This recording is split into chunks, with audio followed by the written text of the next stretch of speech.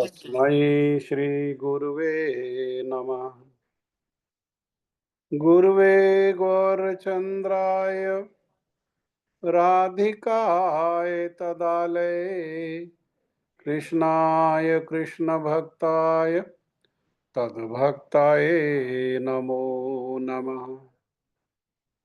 वाञ्छाकल्पतरुभ्यश्च कृपासिन्धुभ्यैव च पतितानां पावनेभ्यो वैष्णवेभ्यो नमो नमः। भक्त्या विहीनयपराधलक्षे क्षिप्तश्च कामादितरङ्गमध्ये कृपामयि त्वां शरणं प्रपन्ना वृन्दे नमस्ते चरणारविन्दम्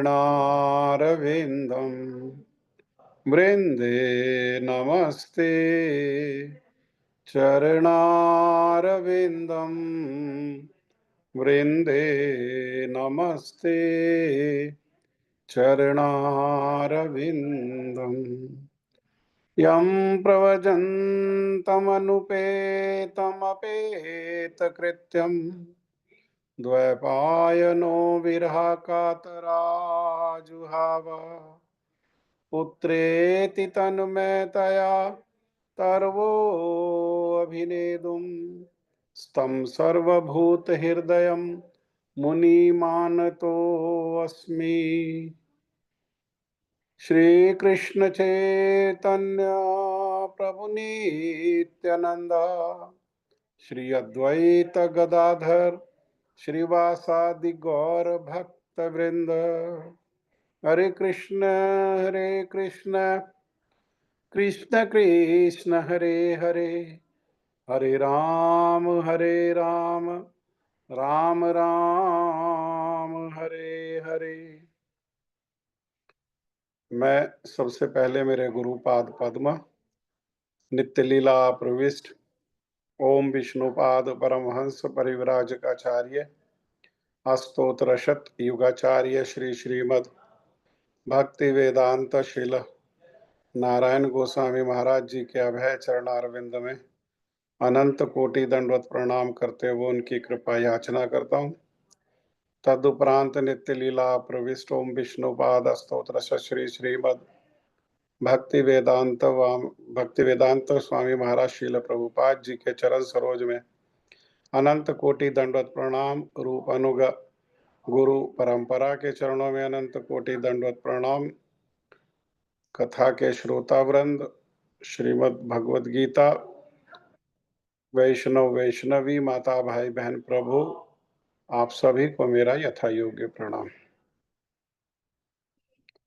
अभी कुछ समय से नित्यानंद त्रयोदशी के कुछ और समय पहले से नित्यानंद त्रयोदशी पे और उसके बाद काफी चर्चा हुई अवतारों की। कौन अवतार है, कौन अवतार नहीं है, कौन किससे आता है, कौन कहाँ से आता है। इसमें अगर हम ज्यादा प्रवेश करेंगे तो बहुत चीजें अभी हम नहीं शायद अनुभव कर पाएंगे या जान पाएंगे। जब भक्ति की मैच्योरिटी होगी, भक्ति जब मैच्योर करेगी, भजन थोड़ा हृदय को स्पर्श करेगा तो चीजें जो है और भी परिमाण में बहुत अच्छे से क्लियर होंगी और समझ में आएंगी। मूल अभी हमको इसी बात पे ज्यादा फोकस करना चाहिए कि हमारी भक्ति किन चीजों से बढ़े। तो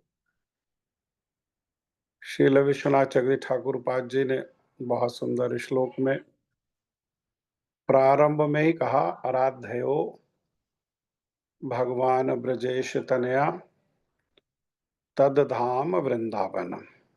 ये ईस्ट है, गौड़ीय वैष्णवों के ईस्ट हैं। और बड़ा स्पेसिफिक श्रील विश्वनाथ ठाकुर पाद जी ने बोला,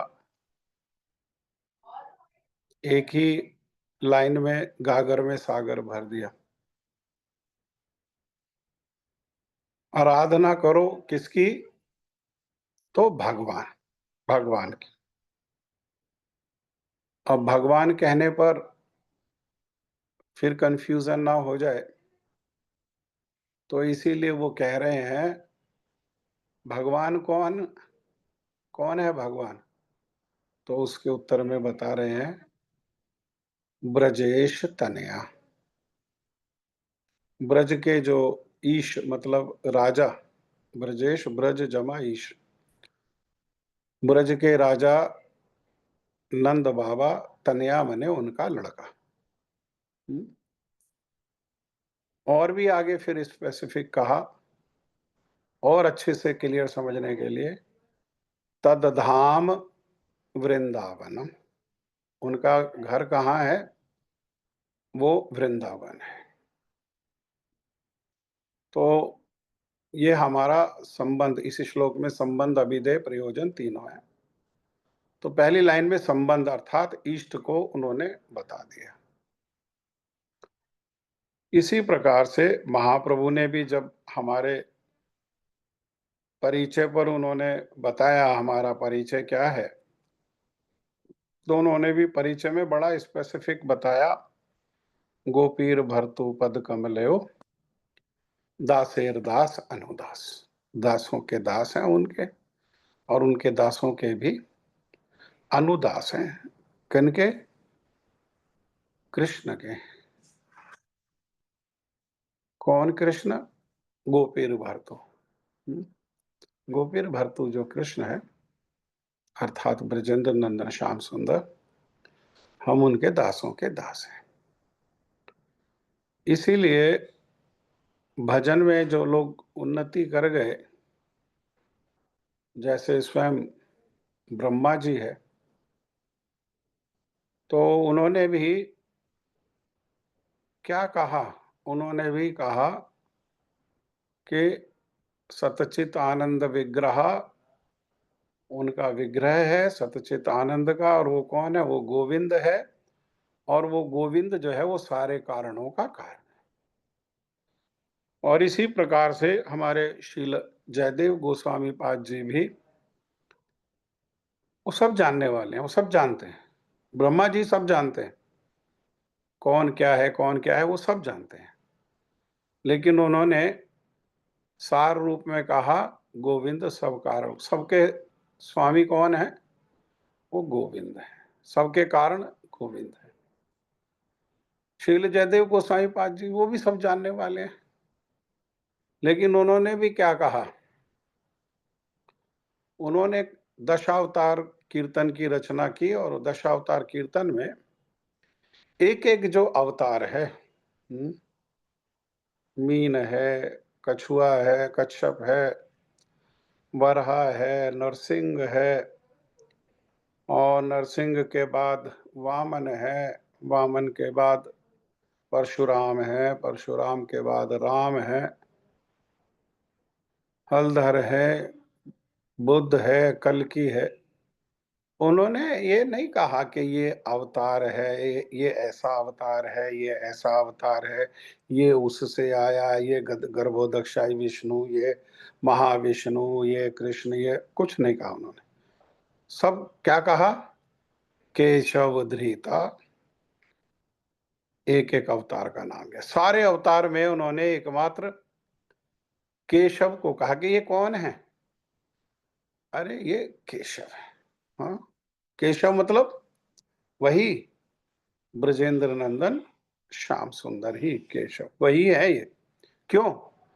क्योंकि भक्त को हर समय हर रूप में उनको अपने इष्ट की ही स्फूर्ति होती है, और ऐसा होने से ही हमारी भजन में जो है ये उन्नति होगी। तो इसी रूप में हम लोग स्वीकार करें। आगे तो बहुत, बहुत सारी बातें हैं और प्रश्न भी कई प्रकार के आते हैं। हाँ, अभी जैसे अभी मैं चर्चा कर रहा था, तो एक प्रश्न किसी ने कहा, भजन में तो श्रद्धा नहीं है। अच्छा, एक बात बताओ प्रभु जी, ये जो हनुमान जी के पूंछ में जो रावण के आदेश पर आग लगाई, तो वो किसी व्यक्ति ने लगाई होगी या किसी असुर ने, रावण के सेवक ने लगाई होगी? और हनुमान जी है तो एक के तो संभव नहीं है, तो कुछ लोगों ने लगाई होगी। तो जिन लोगों ने आग लगाई हनुमान जी की पूंछ में, उनका क्या नाम है? हम्म। तो हमने कहा भाई हमें तो नाम नहीं पता, हम तो नहीं जानते उनके क्या नाम है। तो आपको कैसा ज्ञान है, आप जानते नहीं तो? हमने कहा भाई रामचरितमानस में या रामायण में उस तरह से उन नामों की चर्चा में तो पूर्ण नहीं है शास्त्र। हम्म। ऐसा शंका होने लगती है। जैसे हम कोई बात कहें कि महाविष्णु से सारे अवतार है, तो कोई कोई टोकेगा, नहीं नहीं, हमने तो पढ़ा है गर्भोदक्षाई विष्णु से है। हाँ, अरे कहीं महाविष्णु कहा, कहीं गर्भोदक्षाई विष्णु कहा। हमारे गुरुजी ने इसीलिए कह दिया कि अभी नित्यानंद त्रयोदशी की जो कथा का दूसरा भाग है, उसमें कह दिया महाविष्णु ये गर्भोदक्षाई विष्णु ये पुरुष है। हाँ, और पुरुष सृष्टि करते हैं, ये दोनों दोनों ही सारे अवतारों के कारण है। ये नहीं कहा इसके नहीं है उसके नहीं है, वो कह रहे हैं सारे अवतारों के कारण है। तो इस प्रकार से चीजों को सामंजस्य करने का प्रयास करें। ये नरसिंह अवतार नहीं है, राम अवतार नहीं है, हलधर अवतार नहीं है, ये तो ऐसे है, ये तो वैसे है। फिर अगर ऐसा ही है तो बहुत सारे प्रश्न और चीजें आने लगी। प्रथम चतुर्व्यूह मथुरा के संकर्षण के बाद है। तो मथुरा के संकर्षण और चतुर्व्यूह में कौन है? उसमें वासुदेव है, संकर्षण है, हम्म, और उसमें प्रद्युम्न है, और उसमें अनिरुद्ध है। तो क्या कहना ठीक है कि ये चतुर्व्यूह तो ये मथुरेश संकर्षण से आए हैं? हम्म।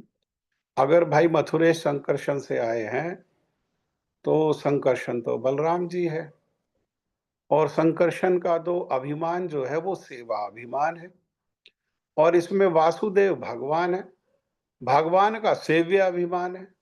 तो भाई सेवा अभिमान से सेव्य अभिमान कैसे आएगा? हम्म।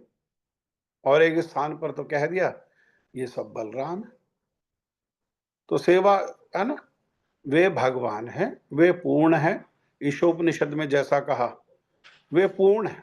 हाँ, और इतना पूर्ण है कि पूर्ण में से एक और निकाल दो तो पहले वाला भी पूर्ण है और दूसरे वाला भी क्या है, वो पूर्ण है। वो सब भगवत तत्व ही है। गुरु जी कहते थे एक दीपक से 100 दीपक जलाए। तो अब क्या कहेंगे, अब कौन सा दीपक किससे आया है? वो 100 दीपक जो है, वो कौन सा दीपक किससे आया है? हम्म, इसीलिए एक और प्रश्न देखो, कहा कि प्रभु जी हमने सुना है कि भगवान जो है, स्वयं जो भगवान है, उन्होंने यशोदा मैया के गर्भ से जन्म लिया, और उनका वचन है वृंदावन परित्यज्य पादेकम न गच्छति। वो वृंदावन को छोड़ करके एक कदम भी बाहर नहीं जाते हैं। और ये मथुरेश कृष्ण जो है, इनमें तो ऐश्वर्य है और मधुरता दोनों है। ब्रजेंद्र नंदन श्याम सुंदर में मधुरता पूर्ण रूपेण है, और ये जो द्वारका के जो कृष्ण है उनमें ऐश्वर्य है। तो जब सूर्य ग्रहण हुआ तो ब्रह्म सरोवर पर ये द्वारका से कृष्ण चल के गए। तो द्वारका के कृष्ण के साथ तो श्रीमती राधा रानी नहीं है, वहां तो राधा रानी सत्यभामा के रूप में। लेकिन जब वो सूर्य, जैसे ही ब्रजवासियों ने सुना कि कृष्ण आ रहे हैं द्वारका से, वो भी सारे ब्रज से चल करके आ गए, और राधा रानी वहां उनको उसी भाव से बातों को कह रही है ना। जो श्रीमंत चैतन्य महाप्रभु भी जगन्नाथ रथ यात्रा के समय जगन्नाथ जी को दर्शन करके उनके हृदय में जो स्फूर्ति हो रही है। हाँ, और मन, अनेर मन क्या है, मोर मन वृंदावन।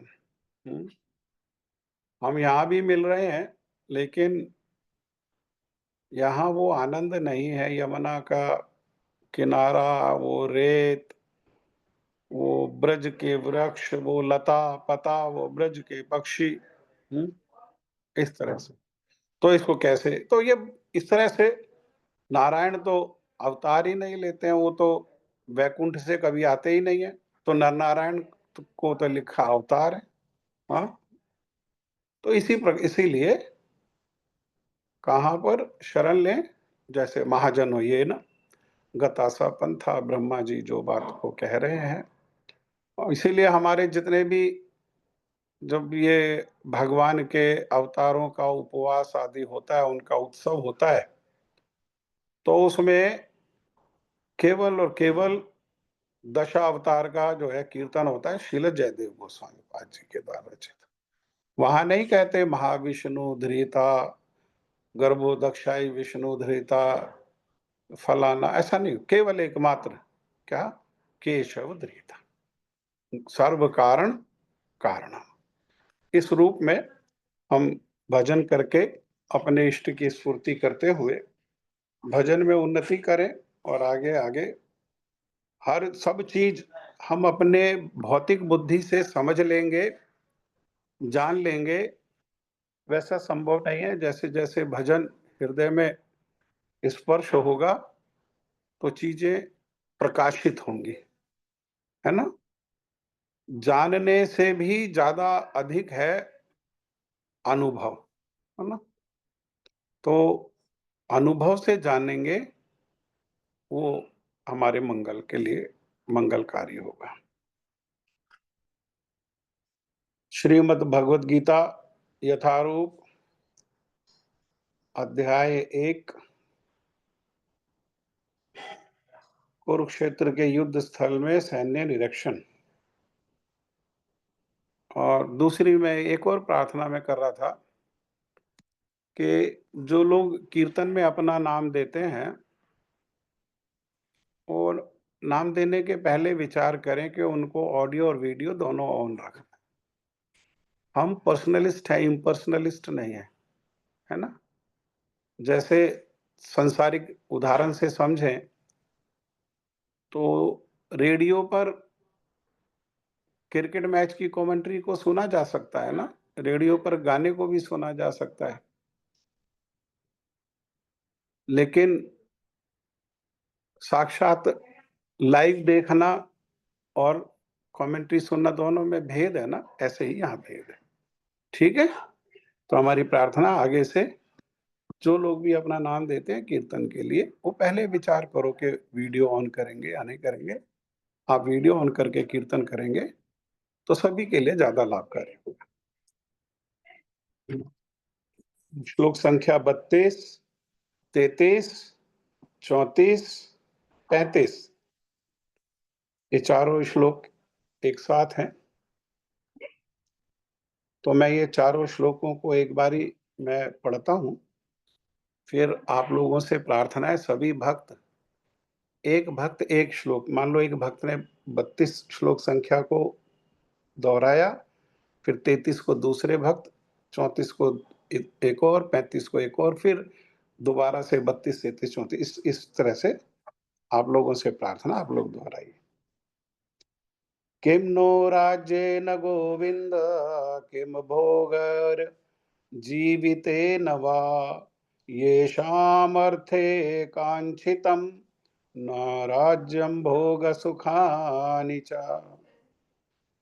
तैमे अवस्थिता युद्धे प्राणान् त्यक्त्वा धनानि च आचार्य पित्र पुत्र तथ एव च पितामह मातुला श्वशुरा पौत्रा श्याला संबंधिनस्तथा एतान् हन्तुम् इच्छामि घनतोऽपि मधुसूदन। श्लोक संख्या 35। अपि त्रिलोक्यराजयस्य हेतो किं न मही कृते निहत्य धार्तराष्ट्रान् प्रीति स्यात् जनार्दन। आप लोग बारी बारी से दोहराइए।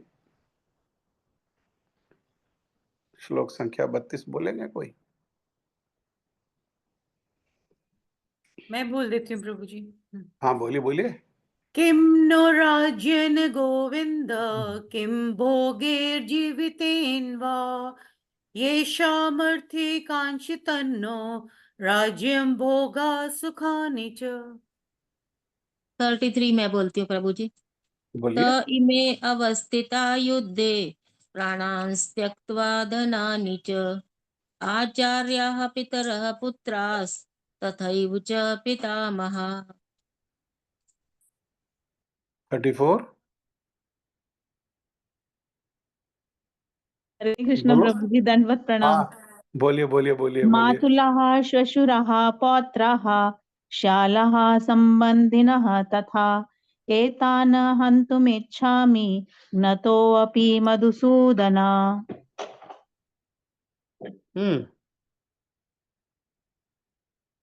35। हरे कृष्ण। हरे कृष्णा बोलिए। अपि त्रैलोक्यराज्यस्य हेतो किं नु मही कृते निहत्य दात्र राष्ट्रान्न का प्रीतिः स्या Janardan. Hare good, Krishna. Very good. और कौन बोलेगा? बस 4 लोग बोलेंगे। और किसी की इच्छा है बोलने की? 32।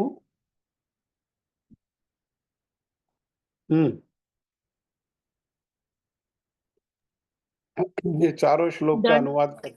हाँ दंडवत बोलिए। प्रणाम प्रभु जी। दंडवत प्रणाम जी बोलिए। किम नान राजेन गोविंद किम भोगे जीवितेन वह येषाम अर्थे काङ्क्षितां न राज्यं भोग सुखान च।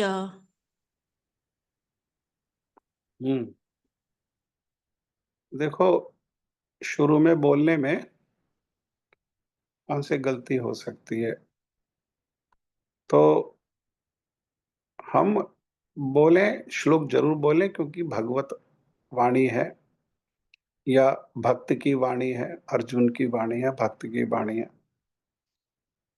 और गलती होगी तो धीरे धीरे बोलने से वो ठीक हो जाएगी, लेकिन अगर बोलेंगे ही नहीं तो कभी बोल ही नहीं पाएंगे, है ना। इसलिए बोलने का जो प्रयास करना चाहिए। और हम यहाँ संस्कृत को व्याकरण और भाषा ये सब में नहीं पढ़ने के लिए आए हैं। मैंने अपने गुरुजी से पूछा कि गुरुजी मैं भागवत को ना अच्छे से समझना चाहता हूँ, तो क्या किसी आचार्य के पास जाकर के मैं संस्कृत का अध्ययन करूं कुछ समय? तो गुरुजी ने उत्तर देते हुए कहा कि तुम मेरे पास प्रोफेशनल बनने के लिए आए हो या डिवोशनल बनने के लिए आए हो, बस इतना ही कहा। और फिर शाम की कथा हुई मथुरा में, शाम को कथा गुरुजी करते थे। उसमें उन्होंने कहा देखो मैंने संस्कृत को, बंगला को कहीं पढ़ा नहीं, है ना। और उस समय उन्होंने बहुत विस्तार से ये सब बातें कही कि शब्दों में मत उलझो, ज्ञान को लेकर के, भाषा का और उसका ज्ञान को लेकर के फिर वैसा ही संस्कार बन जाएगा, ज्ञान का संस्कार बन जाएगा और भाषा के उसका उसी प्रकार से संस्कार बन जाएगा। फिर उस शब्दार्थ पे बुद्धि जाने लगेगी और शब्दार्थ से ज्यादा महत्वपूर्ण है ये भावार्थ। उसी को कहते हैं शास्त्र की टोन। शब्दार्थ में फंसने की बजाय हमें क्या करना चाहिए? हमें उस शास्त्र की टोन में फंसना चाहिए, है ना? बहुत सारे भक्त लोग जो है कीर्तन नहीं करते हैं और कुछ भक्त जो है बारी-बारी से कीर्तन करते हैं। तो जो कीर्तन नहीं करते हैं उनमें से कई भक्त लोग ऐसा समझते हैं कि हम अच्छे से नहीं, हम सुरताल में नहीं ठीक से गा पाएँगे। अरे भाई, सुरताल में नहीं, हमें सुरताल में नहीं फँसना है भाई। हमें कीर्तन के भाव में फँसना है। अपने आप को किसमें फँसाना है? सुरताल में नहीं फँसाना। अगर सुरताल के चक्कर में पड़ गए तो भाव बहुत दूर हो जाएगा, है ना? भगवान को सुरताल अधिक प्रिय नहीं है। सुरताल अगर किसी के पास है, बहुत अच्छी बात है। लेकिन नहीं भी है, तो वो कीर्तन नहीं कर सकता, ऐसा नहीं है। हाँ? सुरताल तो सारे सुर तो भगवान से ही आते हैं। भगवान की जो अष्टकालीय लीला है, उसी से तो सारे सुर आते हैं, है ना? सुबह भौर में कौन सा स्वर है? क्योंकि भोर में कोमल स्वर है। क्यों कोमल स्वर है? क्योंकि राधा कृष्ण का विरह हो रहा है, उस समय रात्रि में मिलन हुआ, सुबह विरह हो रहा है। शाम में मिलने का उत्साह है, इसलिए उत्साह का स्वर है। हाँ, वो स्वर तो सब भगवान से अच्छा कोई स्वर नहीं जानता है, इसलिए भगवान को सुरताल से प्रभावित नहीं किया जा सकता है।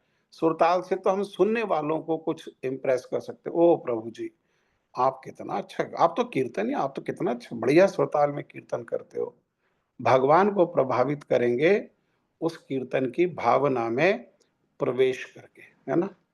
आज भगवान का जो नाम कीर्तन है, दुर्भाग्य से कितने सिनेमाओं के गानों की धुनों पर कीर्तन किया जा रहा है और लोग नाच भी रहे हैं और नचाने वाले नचा भी रहे हैं, सब चल रहा है।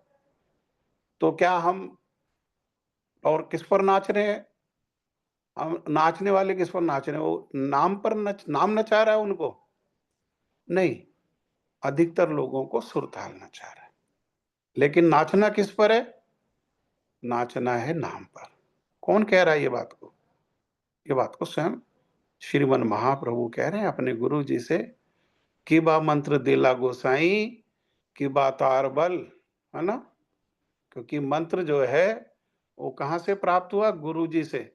तो गुरु जी से मंत्र प्राप्त हुआ तो खाली नाम प्राप्त नहीं हुआ, वो ब्रह्म प्राप्त हुआ है। खिबा तार बल, क्योंकि उनके हृदय में जो प्रेम का बल है, उस प्रेम के बल के साथ वो हमको मंत्र जो है प्राप्त हुआ है। महाप्रभु इस बात को बता रहे हैं। जपिते जपिते मंत्र करेला पागल। और मैं तो ये मंत्र अपने ऐसा अपना शक्ति लगा करके मेरे को मंत्र प्रदान किया है और इस मंत्र को जप जप करके क्या हो गया मैं, अरे मैं तो गुरुजी पागल ही हो गया, है ना? गोसाई गुरुजी, मैं तो पागल ही हो गया। और पागल होके क्या कर रहा हूं? कभी हंसाए, कभी नचाए, कभी कराए क्रंदन। कौन करा रहा है? कौन नचा रहा है? महाप्रभु क्या कह रहे हैं? कौन नचा रहा है? सुरताल नहीं नचा रहा, वो मंत्र, वो नाम नचा रहा है जो गुरु जी से प्राप्त हुआ साक्षात ब्रह्म के रूप में। नाम, वो नाम शब्द के रूप में नहीं प्राप्त हुआ, वो नाम ब्रह्म के रूप में जो प्राप्त हुआ है, अभिनत्व नाम नामिनी। वो क्या कर रहा है? वो कह रहे हैं मैंने जप कर करके मेरी स्थिति तो पागलों जैसी हो गई है, क्योंकि वो नाम में प्रवेश किया, वो मंत्र में प्रवेश किया। वो ये शिक्षा को दे रहे हैं कि कहाँ प्रवेश करना? नाम में, मंत्र में प्रवेश करना है। और पागलों की सी स्थिति हो गई है, कभी हंसाए, कभी नचाए और कभी कराए क्रंदन। पागल किसको कहते हैं? अरे बिना बात को कोई हंसने लगे, अपने आप ही बिना बात को कोई रोने लगे, है ना? बाहर देखने में बात नहीं है, ऐसा नहीं है। वो नाम हृदय में ऐसा आनंद दे रहा है, ऐसा, है ना?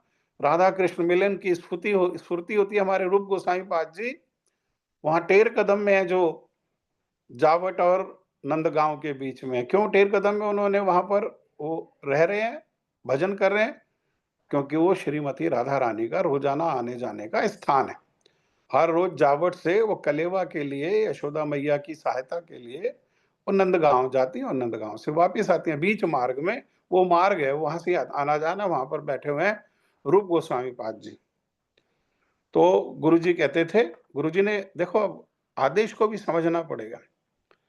एक स्थान पे तो उन्होंने कहा कि जप करो, कैसा गिनती नहीं करो, एक दिन में 1,00,000 जप तो कम से कम हो जाए, 1,00,000 नाम तो कम से कम हो जाए। और फिर उन्होंने एक स्थान पर कहा कि नाम कैसे लो?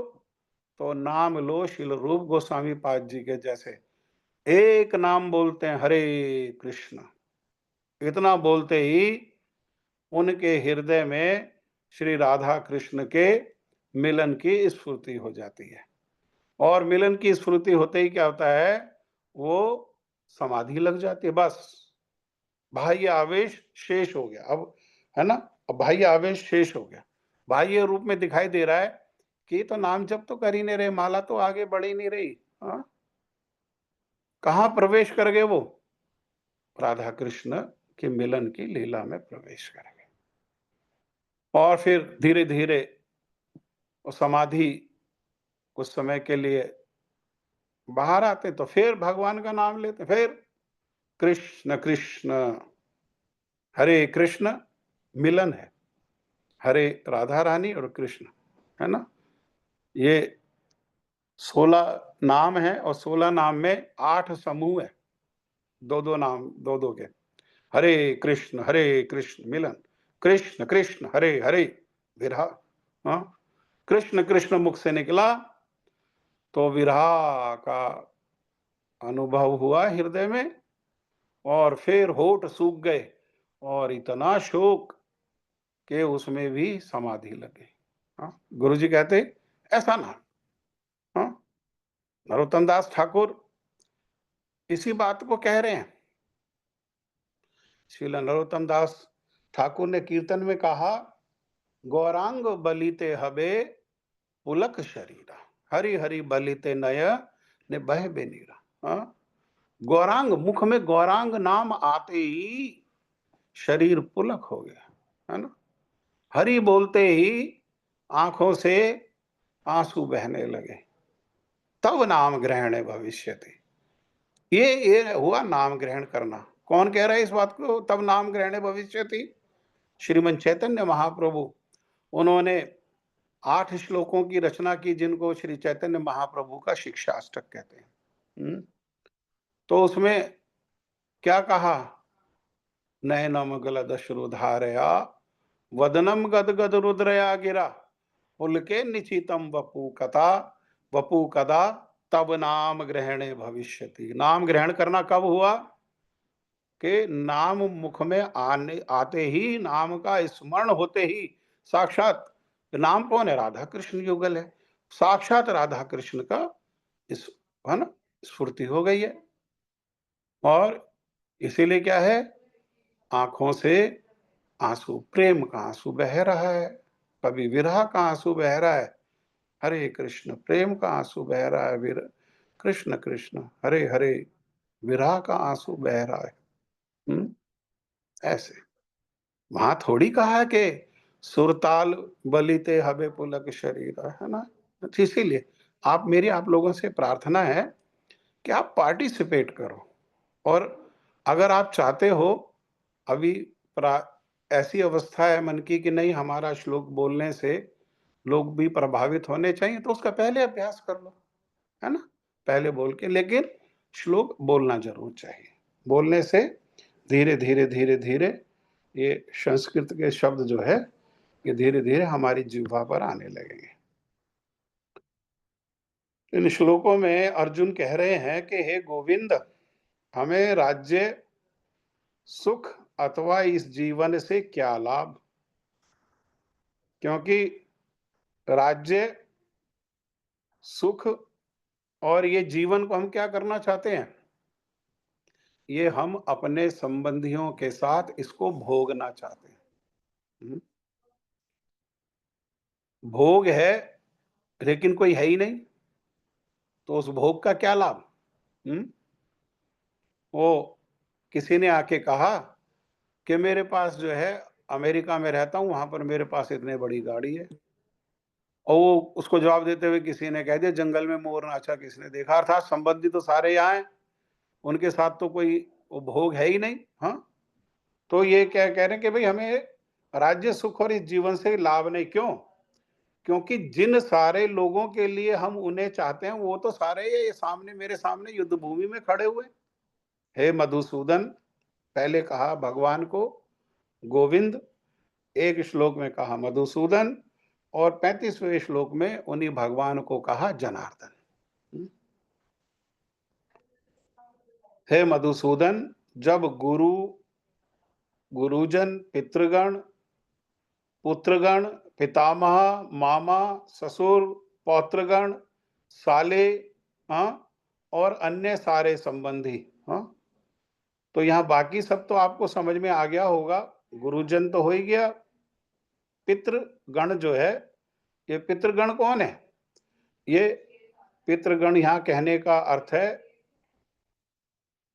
चाचा, ताऊ आदि जो है, ये पितृगण पिता के जो संबंध में है।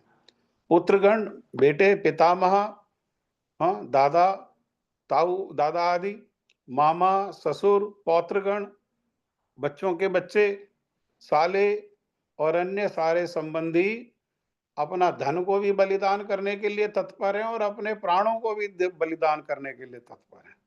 क्योंकि धन ऐश्वर्य अपना अपना राज्य छोड़ के आ गए कुरुक्षेत्र के मैदान में, और यहाँ अपने आप को बलिदान करने के लिए तैयार हैं। बलिदान हो जाएंगे तो धन तो अपने आप ही छूट जाएगा। जैसे ही शरीर छूटता है तो बाकी तो सब छूट ही जाता है ना। और मेरे समक्ष खड़े हैं, तो फिर मैं इन सबको क्यों मारना चाहूंगा? चाहे वो मुझे ही क्यों ना मार डाले, मैं नहीं मारूंगा इनको। ये मुझे मारे, मैं खड़ा हूं बीच में, ये मुझे मार डालें। हे जीवों के पालक, मैं इन सब से लड़ने के लिए तैयार नहीं। चाहे बदले में मेरे को ये पृथ्वी का तो राज्य की बड़ी बात नहीं है, तीनों लोकों का ही राज्य क्यों ना मिल जाए, कि तीनों लोग ही मुझे क्यों ना मिल जाए, मैं तब भी लड़ने के लिए तैयार नहीं हूं। भला धृतराष्ट्र के पुत्रों को मार के हमें कौन सी प्रसन्नता मिलेगी? हमें क्या मिलने वाला है? क्या उपलब्धि होने वाली है? ये किन लोगों का विचार है? अभी जो अर्जुन है, अभी अर्जुन भक्त का विचार नहीं बोल रहे हैं। ये इन सब विचारों का भक्ति से कोई लेना देना नहीं है। भक्ति क्या है? कि ये युद्ध ठहर गया, भगवान स्वयं गए थे, युद्ध ना हो इसके लिए, और जाकर के उन्होंने अपना बात कही और सारे राज्य को छोड़ करके 5 गांव भी मांगे, और फिर भगवान वही युद्ध की घोषणा करके आ गए। तो इसका अर्थ क्या है? कि भगवान की इच्छा के अनुसार जो भगवान को प्रसन्न करे वही कार्य करना। अगर भगवान को प्रसन्नता है हमें ऐश्वर्य मिले तो ऐश्वर्य ले लेना, भगवान की प्रसन्नता है कि ऐश्वर्य का त्याग करना है तो मलवत जो है उसका त्याग कर देना। हाँ, लेकिन हम क्या करते हैं यहाँ पर, ये गोविंद कहा। गोविंद मतलब गो के बहुत सारे अर्थ हैं। गो का अर्थ है गाय, गो का अर्थ है गोप, गो का अर्थ है गोपी, गो का अर्थ है गोवर्धन, और गो का हमसे संबंधित एक अर्थ है इंद्रियां। इंद्रियां और वित्त माने आनंद देने वाले, जो हमारी इंद्रियों को पालन करने वाले हैं, हमारी इंद्रियों को सुख देने वाले हैं, वो कौन है? वो गोविंद हैं। लेकिन हम सुख प्राप्त करना चाहते हैं कैसे? कि भगवान हमारे आज्ञाकारी हो जाएं, और जो हमारे मन से हमें अनुभव होता है कि हमें ये इस तरह से सुख मिल सकता है, हम वही मन में इच्छा करें और भगवान जो है हमारे आज्ञाकारी होकर के हमें वो वस्तु प्रदान कर दें। ये इस प्रकार से जो विचार है, ये जो विचार है आज संसार में यही विचार है। ये विचार कभी भी हमारी इंद्रियों को संतुष्ट करने वाला नहीं है। हमारे इंद्रियों को अगर हम भोग मांगते हैं तो कितना भोग मिलेगा? भगवान को आदेश देते हैं भोग मांगने के लिए, उतना ही मिलेगा भाई जितने के लिए कर्म फल है। जितना कर्म है, जितना कमाया है, जितना चार्ज किया है मोबाइल, उतना ही चलेगा, उससे ज्यादा नहीं। तो फिर कैसे हमारी इंद्रियां संतुष्ट हों, कैसे हमारी इंद्रियों को सुख मिले? तो उसका एकमात्र उपाय है कि अपने इंद्रियों के सुख को हम लोग भूल करके अपने इंद्रियों को विषय में लगाने की बजाय अपनी इंद्रियों को भगवान श्री कृष्ण की इंद्रियों को संतुष्ट करने में लगाएं, ऐसी क्रियाओं में लगाएं जिस क्रियाओं से भगवान की इंद्रियों को सुख प्राप्त हो। तो उनको सुख प्राप्त होने से हमारी इंद्रियां अपने आप संतुष्ट हो जाएंगी, अपने आप सुखी हो जाएंगी, उनकी डिमांड अपने आप जो है पूरी हो जाएगी, डिमांड ही नहीं रहेगी। कैसे? कोई उदाहरण है? क्योंकि हर चीज का प्रमाण होना चाहिए। तो प्रमाण क्या है? तो प्रमाण है कि दुर्वासा ऋषि अपने 60,000 शिष्यों के साथ दुर्योधन के पास पधारे हस्तिनापुर में, और दुर्योधन ने अपने भाइयों के साथ मिलकर के उनकी बड़ी प्रेम से सेवा की, बहुत सेवा की। क्यों? क्योंकि कैसी सेवा की? प्रेम से नहीं, भय से सेवा की। क्योंकि जानते हैं कि अगर क्रोधित हो गए तो नष्ट हो जाएगा, सब कुछ बचेगा नहीं, क्रोध में नष्ट कर देंगे। तो क्रोध ना आए उनको, इसलिए उन्होंने बड़े सेवा करी। और जब सेवा की तो दुर्वासा ऋषि जाने लगे। तो दुर्वासा ऋषि ने कहा कि दुर्योधन, और तुमने बहुत अच्छे से सेवा की है हमारी, हमारे शिष्यों की साधु सेवा तुमने गृहस्थ हो करके बहुत अच्छे से की है। हम तुमसे बहुत प्रसन्न हैं। तुम्हारे मन में कोई इच्छा हो तो हमसे कहो, हम उस इच्छा को पूरा कर देंगे, है ना? ये देखो,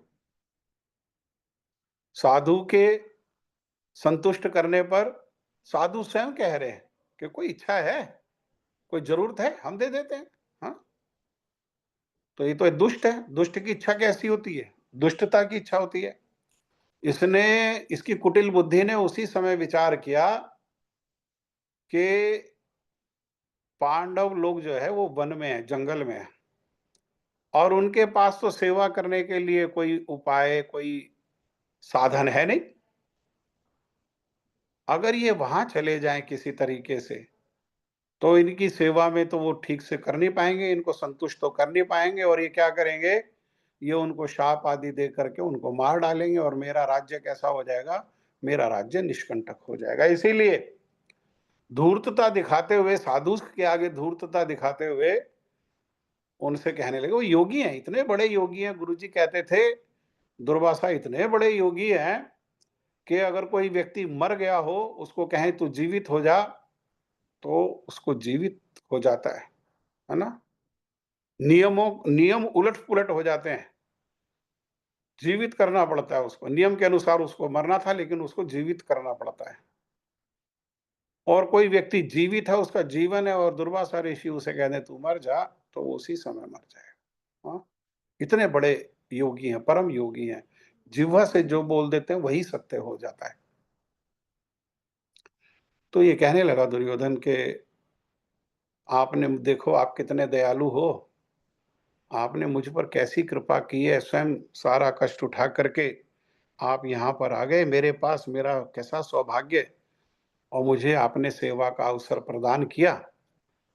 मेरी प्रार्थना है कि मेरे भाई जो हैं वो जंगल में हैं, चचेरे भाई, तो आप जैसे मेरे पर कृपा की आपने, उन पर भी ऐसे ही कृपा करो।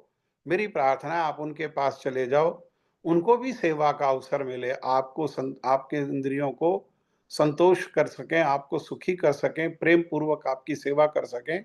मेरी इच्छा ऐसी है, आप कृपा करो मेरे ऊपर, जो आपने कृपा मेरे ऊपर की है मेरे भाइयों के ऊपर भी वो कृपा करो। दुर्वासा ऋषि जो है वो चल दिए और वहां पर पांचों पांडव हैं और पांचों पांडव के साथ द्रौपदी है। साधन कुछ ज्यादा है नहीं, वो कुटिया बना करके, झोंपड़ी बना करके, और उसमें वन में जैसे रहने वाले लोग हैं उसी प्रकार का जीवन व्यतीत करते हैं।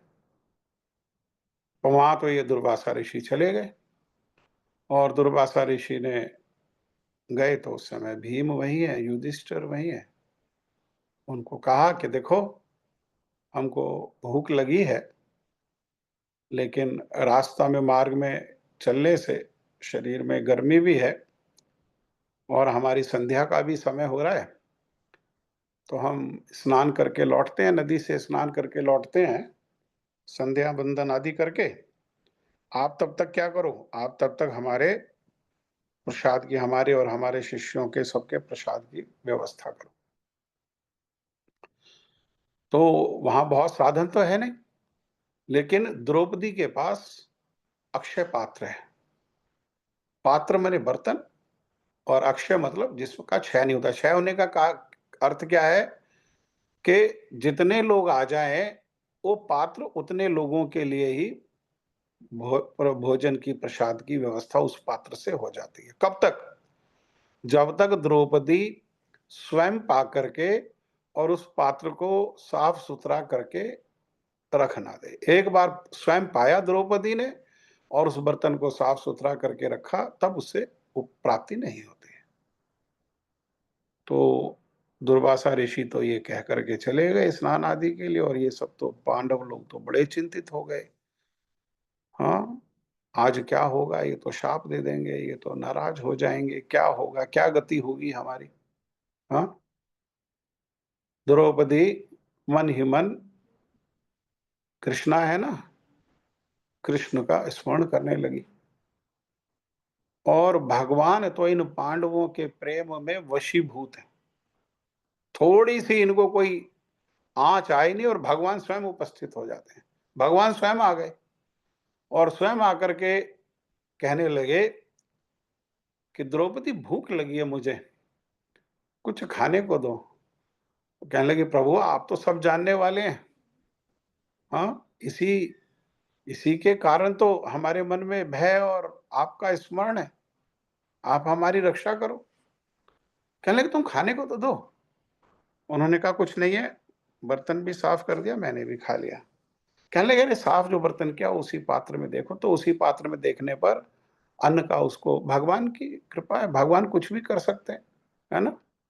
भगवान कुछ भी कर सकते हैं। भगवान की नाभि से ब्रह्मा आ जाते हैं और नाभि की नाक से भगवान आ जाते हैं। देखो, भगवान की नाभि से ब्रह्मा आ जाते हैं और उन ब्रह्मा की नाक से भगवान आ जाते हैं।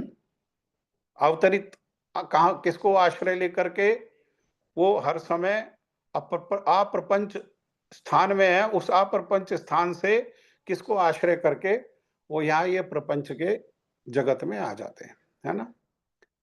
शिल, और उनके आने का कारण क्या है? भगवान के आने का कारण क्या है? तो देखने में अनेकों अनेक कारण हो सकते हैं, लेकिन श्रील भक्ति विनोद ठाकुर जो है वो एक ही कारण बता रहे हैं जो हमारे मंगल के लिए हमारे को उसी रूप में ग्रहण करना चाहिए। जीवेर कारण आसिया प्रपंचे लीला कैला सुविस्तार गोपीनाथ मम निवेदन सुनो। इस प्रपंच के जगत में किस लिए आ जाते हैं? तो जीवों पर कृपा करने के उद्देश्य से ही एकमात्र, है ना।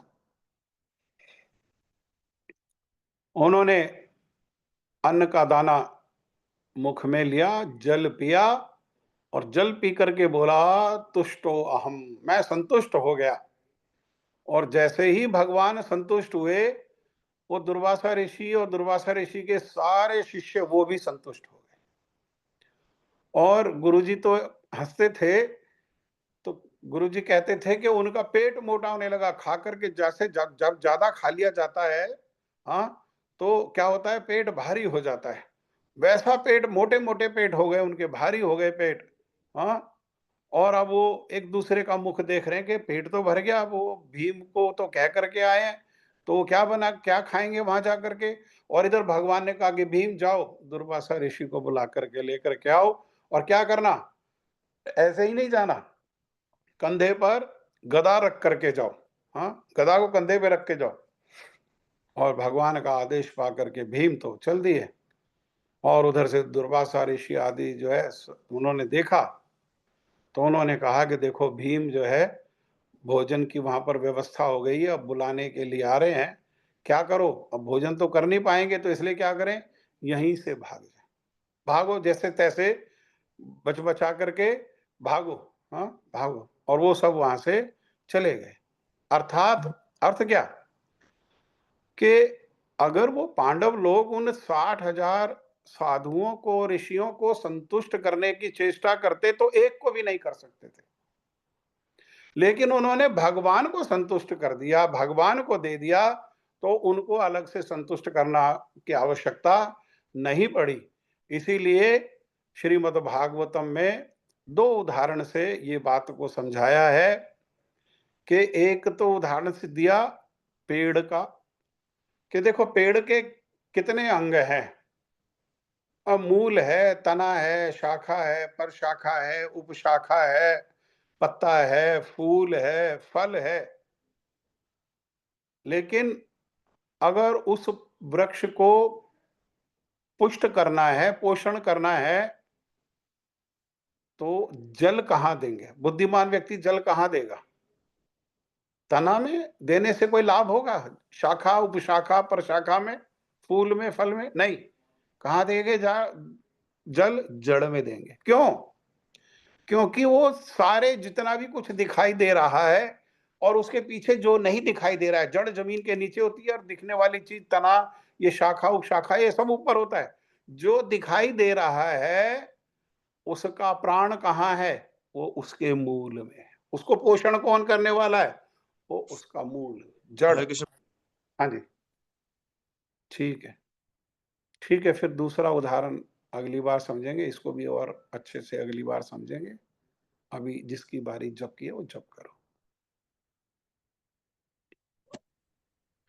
वंदेहम श्री गुरु श्रीयुतपद्गमनम श्री गुरून् वैष्णवांश्च श्री रूपम साग्रजातम सहगणरघुनाथं तं तं सजीवं साद्वैतं सावधूतं परिजनसहितं श्री कृष्ण चैतन्य देव श्री राधा कृष्ण पदान् सहगण ललिता श्री विशाखावितांश्च गुरुवे गौरचंद्राय राधिका ददालय कृष्ण कृष्ण भक्त तद्भक्ताय नमो नमः श्री कृष्ण चैतन्य कृपा कविताया मराठी दक्षिणी वैष्णवानां कृपावलंब माधव वेशकामि श्रीमद् भक्तिमार्ति माश्रय वाञ्छाकल्पतरुभ्यश्च कृपा सिन्धुभ्यैव च पतितानां पावनेभ्यो वैष्णवेभ्यो नमो नमः पंचतत्वात्मकं कृष्णं भक्तिरूप स्वरूपकं भक्तावतारं भक्ताघं नमामि भक्तशक्तिकं श्री कृष्ण चैतन्य प्रभु नित्यानंद श्री अद्वैत गदाधर शिवसति गौर भक्तवृंद हरे कृष्ण कृष्ण कृष्ण हरे हरे मेरी एक सेकंड, मेरी प्रार्थना है कि मैंने 2-3 बार से देख रहा हूँ कि जब शुरू होता है तो अधिक लोग होते हैं, संख्या अधिक होती है, और जप के बीच में छोड़ देते हैं। ये जप भी, ये पूरा का पूरा एक डाइट है, मल्टी कोर्स डिनर है ये, है ना? तो ये जो कोर्स है बड़ा इम्पोर्टेंट, हर कोर्स बड़ा इम्पोर्टेंट है, तो इसको भी बीच में छोड़ के नहीं जाएं। इसको प्रयास करें अपने आप को म्यूट करके, हमारे शशांक प्रभु बोलेंगे जैसे आज, और बाकी सब अपने आप को म्यूट करके और माला पर जप करें सबके साथ मिल करके, छोड़ के नहीं जाए कोई भी। वासुदेव। हरे कृष्णा प्रभु जी। हाँ, यही प्रश्न था ना आपका, चतुर्व्यूह का वाला ही प्रश्न था ना? है? वासुदेव, हाँ जी।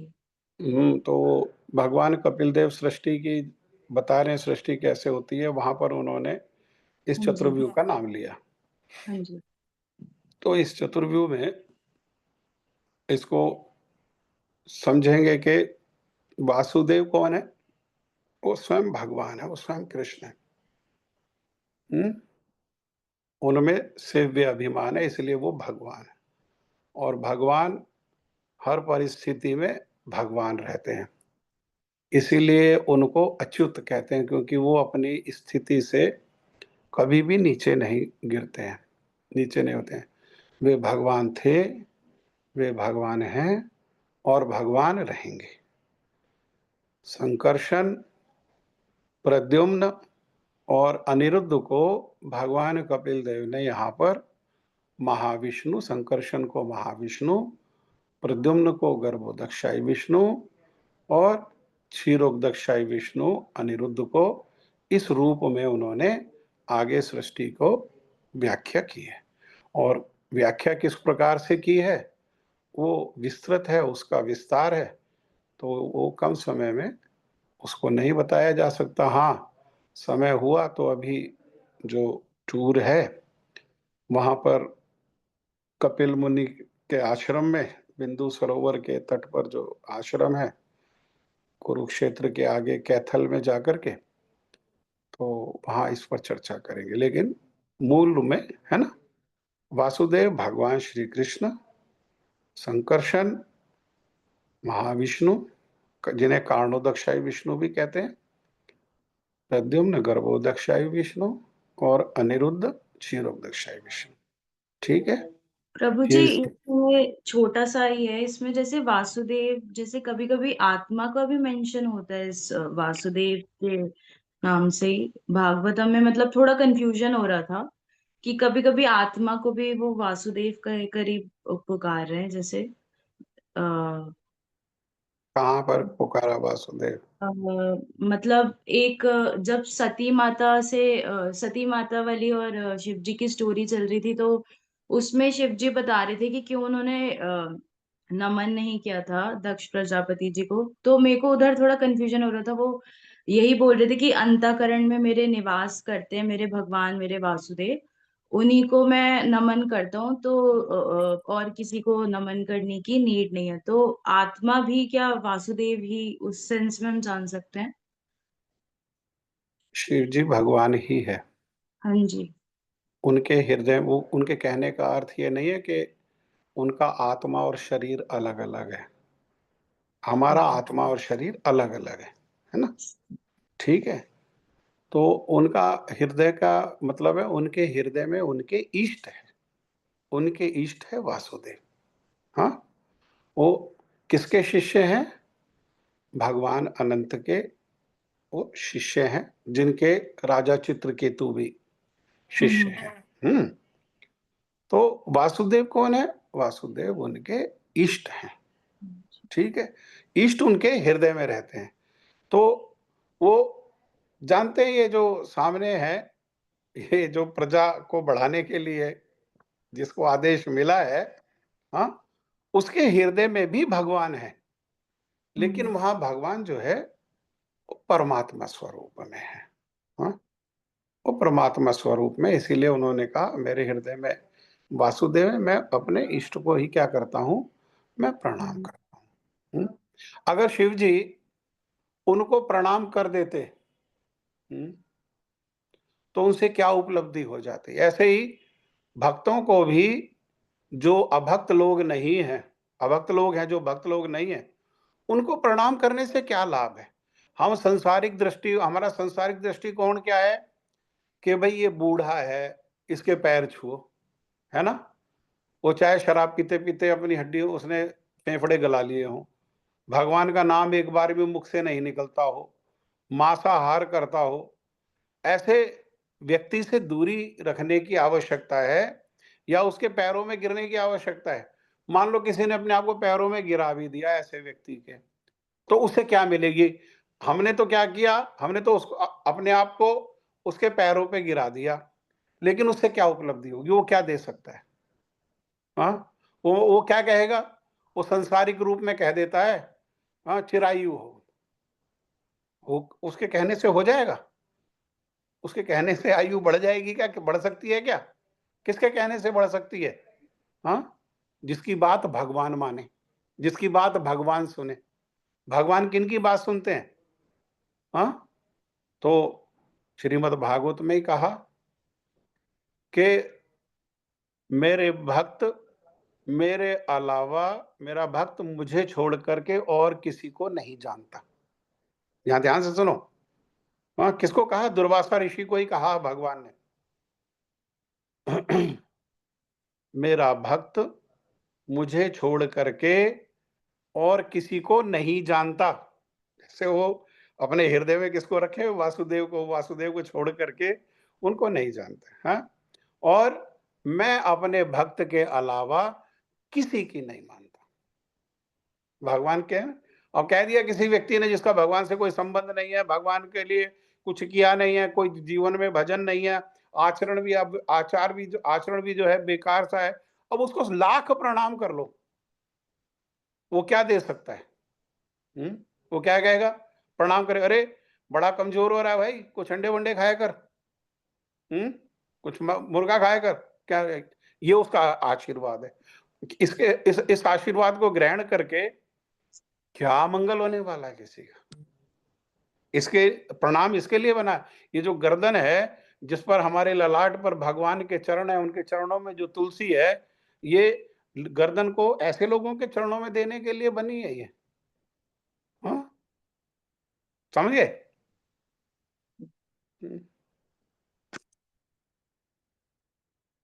भगवान है हृदय में, भगवान हर समय अपने इष्ट की ही स्फूर्ति होनी चाहिए, इष्ट की ही स्फूर्ति होनी चाहिए। हाँ, संसार के लिए बाहर से कुछ व्यवहार कर सकते हैं, वो भी जितना कम से कम हो सके उतना, जितने से काम चल जाए, फालतू बढ़ा के नहीं। जिसको महाप्रभु कह रहे हैं कि बाहरी लोक व्यवहार किया बस, ठीक है, अवॉइड किया, पड़ गए फिर भी सामने, बस हंस करके, हाँ ठीक है, ठीक है, चलो ठीक है। भक्तों के साथ जैसे भगवत गीता में बोला कि भक्तों का व्यवहार कैसा होना चाहिए, तो तब कहा कछुए के जैसा। कछुआ का क्या है?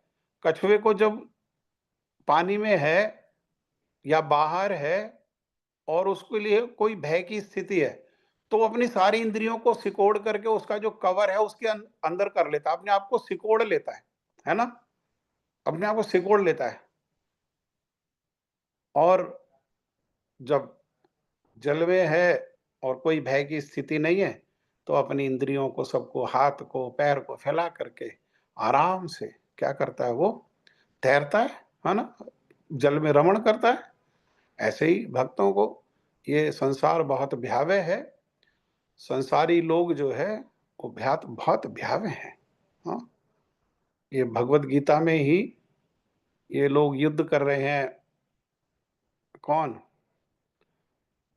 भीष्म पितामह, द्रोणाचार्य, कृपाचार्य, कर्ण, ये सब साधारण लोग नहीं है, लेकिन फिर भी भगवान के विरोध में, भगवान जिस पक्ष में है उसके विरोध में, अर्थात भगवान के विरोध में ही क्या कर रहे हैं? वो युद्ध कर रहे हैं। और जो भगवान का प्राण है, पांडव, अर्जुन, उद्देश्य क्या है कर्ण जैसे लोग का? कि उसको मार डालेंगे। भीष्म पितामह भी क्या कर रहे हैं? सबको लहूलुहान कर रहे हैं, सबको लहूलुहान कर दिया। तो उसमें जो बाह्य कारण है, तो बाह्य कारण में यही बताया गया कि ये लोग क्यों ऐसा कर रहे हैं। तो वहां पर दोष बताया कि दोष है, क्या दोष है? तो दोष है विषयी व्यक्ति का अन्न, विषयी व्यक्ति का अन्न, विषयी व्यक्ति का संग जो है वो बुद्धि को क्या करता है? वो खराब कर देता है। भगवान कर्ण से कह रहे हैं युद्ध होने के पहले, अरे तुम पांडव हो, बड़े पांडव तुम ही हो, कौनते हो तुम आ जाओ और ये राजा बनो।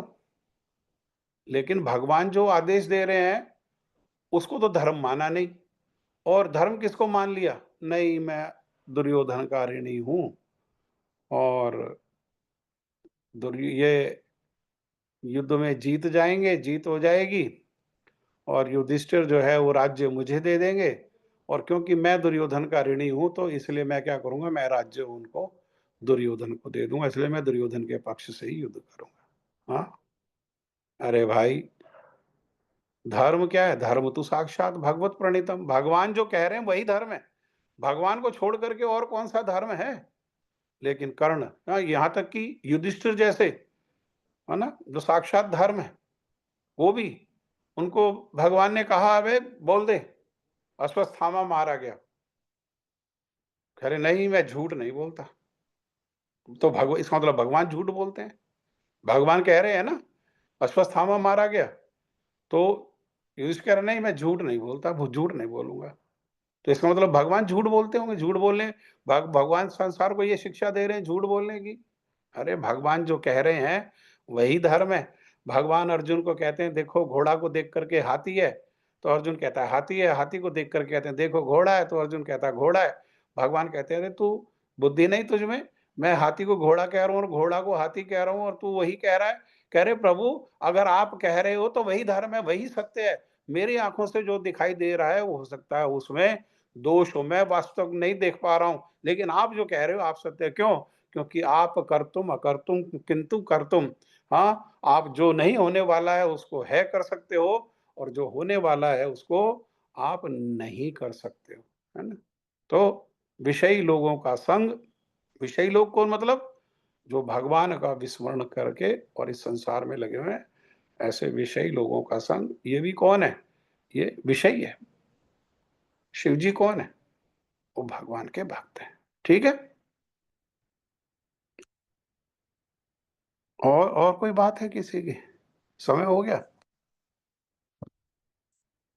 9:45 हो गए प्रभु जी। ठीक है, ठीक है। जय श्री श्री गुरु गौरांग गंधर्विका गिरिधारी श्री राधा विनोद बिहारी, जय श्री राधा रमण बिहारी, श्री राधा गोविंदेव की जय हो। नित्य लीला प्रविष्टोम विष्णुपाद परमहंस परिव्राजकाचार्य स्तोत्र शतयुगाचार्य श्री श्रीमद भक्ति वेदांत शिला नारायण गोस्वामी महाराज की जय। जय जय नित्य लीला प्रविष्टोम विष्णुपाद स्तोत्र श्री श्रीमद भक्ति वेदांत वामन गोस्वामी महाराज की जय। जय नित्य लीला प्रविष्ट ओम विष्णुपाद स्तोत्र श्री श्रीमद भक्ति वेदांत शील त्रिविक्रम गोस्वामी महाराज की जय। जय जय नित्य लीला प्रविष्ट ओम विष्णुपाद स्तोत्र श्री श्रीमद भक्ति विज्ञान शील भारती गोस्वामी महाराज की जय। जय जय नित्य लीला प्रविष्ट ओम विष्णुपाद स्तोत्र श्री श्रीमद भक्ति वेदांत स्वामी महाराज शील प्रभुपाद की जय। जय नित्य लीला प्रविष्ट ओम विष्णुपाद स्तोत्र श्री श्रीमद भक्ति प्रज्ञान श्री केशव गोस्वामी महाराज की जय। जय जय नित्य लीला प्रविष्ट ओम विष्णुपाद स्तोत्र श्री श्रीमद भक्ति दयित माधव गोस्वामी महाराज की जय। जय नित्य लीला प्रविष्ट ओम विष्णुपाद स्तोत्र श्री श्रीमद भक्ति रक्षक श्रीधर गोस्वामी महाराज की जय। जय जय नित्य लीला प्रविष्ट ओम विष्णुपाद स्तोत्र श्री श्रीमद भक्ति श्री रूप सिद्धांति गोस्वामी महाराज की जय। जय नित्य लीला प्रविष्ट ओम विष्णुपाद स्तोत्र श्री श्रीमद भक्ति प्रमोद पुरी गोस्वामी महाराज की जय। जय नित्य लीला प्रविष्ट ओम विष्णुपाद स्तोत्र श्री श्रीमद जगत गुरु शील भक्ति सिद्धांत सरस्वती ठाकुर शील प्रभुपाद की जय। महाभागवत गौर किशोर दास बाबा जी महाराज की जय। सप्तम गोस्वामी श्री सच्चिदानंद भक्ति विनोद ठाकुर की जय। वैष्णव सार्वभौम श्री जगन्नाथ दास बाबा जी महाराज की जय। गौड़ीय वेदांत आचार्य शील बलदेव विद्या भूषण की जय। रसिक चूड़ामणि शील विश्वनाथ चक्रवर्ती ठाकुर पाद की जय। नरोत्तम श्रीनिवास श्री श्यामानंद प्रभु त्रय की जय। शील कृष्णदास कविराज गोस्वामी प्रभु की जय। श्री सनातन भट्ट रघुनाथ श्री जीव गोपाल भट्ट दास रघुनाथ षड गोस्वामी प्रभु की जय। श्री स्वरूप दामोदर श्री राय रामानंद आदि गौर पार्षद वृंद की जय। नामाचार्य हरिदास ठाकुर की जय। प्रेम से कहो श्री कृष्ण चैतन्य प्रभु नित्यानंद श्री अद्वैत गदाधर श्रीवास आदि श्री गौर भक्त वृंद की जय। श्री राधा कृष्ण गो गोपी गोवर्धन श्याम कुंड राधा कुंड द्वादश वनात्मक श्री ब्रजमंडल धाम की जय। श्री नवदीप धाम की जय। श्री वृंदावन धाम की जय। भक्ति देवी तुलसी महारानी की जय। गंगा देवी यमुना देवी की जय। युग धर्म हरिनाम संकीर्तन की जय। मंगलकारी हरे कृष्ण महामंत्र की जय। सर्व विश्व प्रदाता श्री गिरिराज महाराज की जय। भक्ति विघ्न विनाशक श्री नरसिंह भगवान की जय। भक्त प्रभु श्री प्रहलाद महाराज की जय। चारों धाम चारों संप्रदाय चारों आचार्यों की जय। मातर्म श्री चैतन्य मठ की जय। अन्य गौड़ी मठ शाखा समूह की जय। श्री श्री राधा गोविंद गौड़ी मठ की जय। श्री श्री राधा गोविंद देव की जय। श्री जगन्नाथ बलदेव सुभद्रा सुदर्शन जो की जय। श्री श्री गौर नित्यानंद प्रभु की जय। आज के सत्संग की जय। आज के आनंद की जय। आप सब भक्तों की जय। निताई गौर प्रेमानंदे हरि हरि बोल। हरि हरि बोल। हरे कृष्णा दंडवत राधे। दंडवत प्रणाम प्रभु जी। हरे कृष्ण दंडवत प्रणाम प्रभु जी। दंडवत प्रणाम प्रभु जी। हरे कृष्ण। हरे कृष्ण दंडवत प्रणाम।